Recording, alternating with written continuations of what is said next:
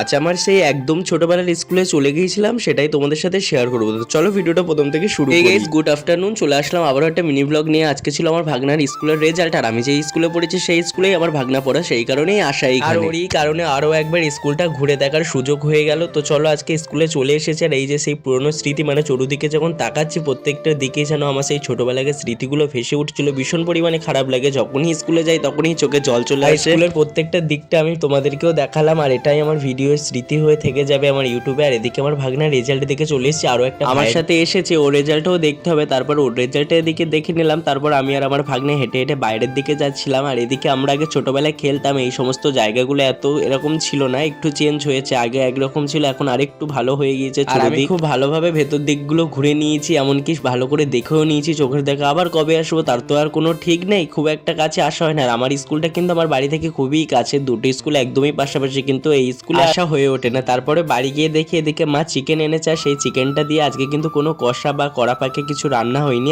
চিকেনটা দিয়ে chicken stew বানিয়েছিলাম, যেটা আমিই বানিয়েছিলাম। তারপর দেখো এখানে প্রচুর পরিমাণে বেলা হয়ে গেছে, তোমরা দেখতে পাচ্ছ প্রায় 3টে মতো বাজতে যায়। এখন আমরা খেতে বসবো, আর এই চিকেন স্টুটা খেতে কিন্তু ভীষণ ভালো হয়েছিল, আর আমার ভীষণ ভালো লাগে খেতে। তো ভিডিওটা কেমন লেগেছে অবশ্যই কমেন্ট করে জানিও।